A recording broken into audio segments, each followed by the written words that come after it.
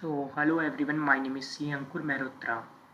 So, first of all, congratulations to all for clearing your class 12th examinations. So, जैसे कि आपने class 12th एक सीढ़ी तो पार कर ली है, अब बट इसके बाद हमारे करियर ऑप्शन स्टार्ट होते हैं कि हमें किस फील्ड में आगे बढ़ना है, क्योंकि वही डिसाइड करेगा कि आपको लाइफ में क्या बनना है।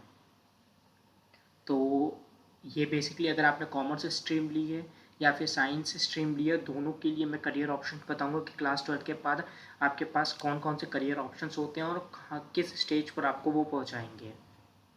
लोग कहते हैं कि जैसे कि मैंने भी क्लास 12 ख़त्म की थी कि उसके बाद ये था कि बेसिकली हाँ आप क्या पढ़ना है, क्लास 12 ख़त्म हुई, बट ऐसा नहीं है। लाइफ बेसिकली कहीं ना कहीं लाइफ में कुछ बनना है तो करना ही पड़ता है। सबसे पहले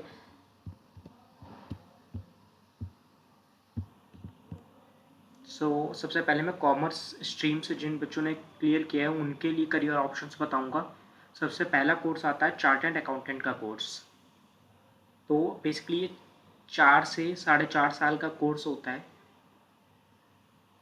इसके साथ साथ आप बीकॉम भी कर सकते हो। कुछ बच्चे रेगुलर कॉलेज से बीकॉम करते हैं, कुछ करस्पॉन्डेंस डालते हैं। तो अगर आप ज़्यादा स्ट्रेच नहीं लेना चाहते हो क्योंकि आपको आर्टिकलशिप भी साथ में करनी होती है, तो आप करस्पॉन्डेंस से बीकॉम या फिर कोई भी ग्रेजुएट की डिग्री के लिए अप्लाई कर सकते हो। साथ में चार्टर्ड अकाउंटेंसी या फिर कंपनी सेक्रेटरी का कोर्स कर सकते हो। अगर आप कंप्लायंस की फील्ड में जाना चाहते हो तो कंपनी सेक्रेटरी का कोर्स कर सकते हो। अगर आपको फाइनेंशियल्स पे रहना है या फिर बेसिकली ऑडिट फील्ड पसंद है या फिर टैक्सेशन की फील्ड पसंद है तो आप चार्टर्ड अकाउंटेंसी का कोर्स कर सकते हो। बेसिकली ये दोनों ही कोर्स 4 to 5 ईयर्स का टाइम मांगते हैं। मिनिमम 4 ईयर्स मांगते हैं। स्टार्टिंग में फाउंडेशन, फिर intermediate, then articleship and then final examination होता है चार्टर्ड अकाउंटेंट के कोर्स में। उसी तरीके से सेम प्रैक्टिस कंपनी सेक्रेटरी में भी फॉलो होती है। उसके बाद आप बीबीए भी कर सकते हो, जिसमें बेसिकली आप एमबीए के लिए एक पाथ रेडी कर रहे होते हो कि बीबीए करके आप एमबीए के लिए अप्लाई कर सकते हो। बीकॉम नॉर्मल आप किसी भी बैंकिंग, इंश्योरेंस और अकाउंटिंग में कर सकते हो। अगर आपको नॉर्मली ग्रेजुएशन पूरी करनी है तो बीकॉम भी कर सकते हैं। रेगुलर कॉलेज से अगर आपकी परसेंटेज अच्छी आई तो आप श्री राम कॉलेज और हंसराज कॉलेज ऐसे कॉलेजेस में अप्लाई कर सकते हो दिल्ली में। उसके बाद इकोनॉमिक्स से बीए और बीएससी भी अप्लाई आप कर सकते हो। डिजिटल मार्केटिंग जो आज के समय में बहुत ज़्यादा चल रहा है उसके लिए भी अप्लाई कर सकते हो। 3 ईयर्स की बैचलर्स डिग्री होती है। या फिर आप अपना बिजनेस भी कंटिन्यू कर सकते हो और साथ में ग्रेजुएशन या फिर उसके बाद एमबीए की डिग्री ले सकते हो। और उसके और आपके पास एक ऑप्शन और होता है एमबीए करने का, जिसकी ड्यूरेशन 2 ईयर्स होती है। इसकी हाई डिमांड होती है। बेसिकली आप अगर अच्छे कॉलेज से एमबीए कर रहे हो तो उसके बाद जॉब लगने के चांसेस होते हैं और एक अच्छी जगह पोस्टिंग होने के भी चांसेस होते हैं। साइंस स्ट्रीम से जिन बच्चों ने क्लास 12th क्लियर किया है उनके लिए करियर ऑप्शंस क्या है। ऐसा नहीं है कि साइंस स्ट्रीम से अगर आप क्लियर हो तो बाकी कोर्स नहीं कर सकते हो। साइंस स्ट्रीम से पास होने वाले क्लास 12 के बच्चे भी सीए, चार्टर्ड अकाउंटेंट्स का कोर्स और कंपनी सेक्रेटरी का कोर्स ज्वाइन करते हैं। थोड़ा टाइम लगता है बट हाँ हो जाता है, ऐसा नहीं है कि नहीं कर सकते हो। तो अगर आप साइंस स्ट्रीम से हो तो आप बीटेक कर सकते हो, एमबीबीएस कर सकते हो, डॉक्टर के लिए बीएससी कर सकते हो, इन्वायरमेंटल साइंस का कोर्स कर सकते हो, डाटा साइंस एनालिटिक्स कर सकते हो, फार्मेसी में कर सकते हो बी फार्म के लिए, हेल्थ केयर और फार्मास्यूटिकल में जिसमें आपको हेल्प मिलेगी।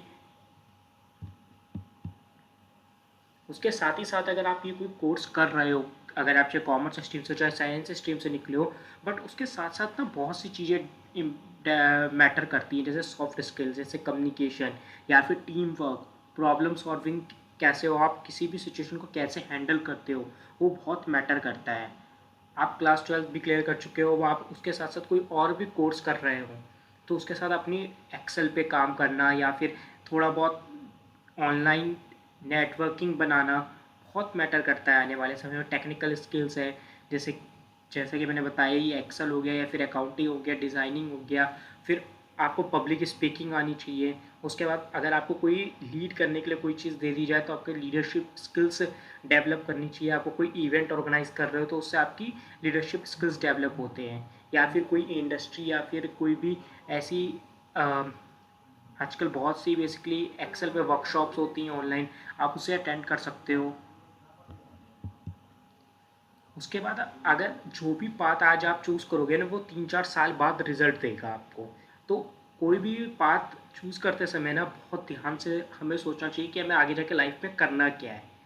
और ये सारा कुछ हमारे डिसिप्लिन पे, हमारे एटीट्यूड पे, हमारा अगर पॉजिटिव एटीट्यूड रहेगा और अप्रोच रहेगी तो हम कोई भी करियर पाथ अगर चूज़ करते हैं ना तो उसे अचीव कर सकते हैं। बट कभी भी किसी भी करियर पाथ पे स्टिक हो जाते हैं तो ये नहीं कि उसे छोड़ देना चाहिए। अगर आपको लगता है कि आप कर सकते हो और आप चाहते हो कि आप ये चीज़ बनना चाहते हो तो आप अचीव कर सकते हो। और बहुत सी चीज़ें आपके इंटरेस्ट और पैशन पे अप्लाई करता है। ये नहीं कि किसी ने कह दिया कि यूपीएससी की तैयारी करनी है तो ये नहीं कि यूपीएससी की तैयारी करनी है। अगर आपका मन कहता है कि आपको कोई और कोर्स करना है तो आप उसके लिए भी जा सकते हो। और फ्यूचर स्कोप आपका जो भी करियर यूज़ करोगे वो 3 से 4 साल मांगता ही है। और मैं इन सारे करियर की एडवाइस के बीच में आपको एक यूपीएससी का एग्ज़ाम लिखना भूल गया। यूपीएससी के लिए भी आप अप्लाई कर सकते हो जिसके लिए आपको गवर्नमेंट में बहुत अच्छी पोजीशंस मिलती हैं, डीएम या फिर उसके नीचे आईपीएस आईएएस ऑफिसर के लिए। एसएससी है। तो बहुत से ऐसे गवर्नमेंट एग्ज़ाम भी हैं जिनके लिए आप अप्लाई कर सकते हो।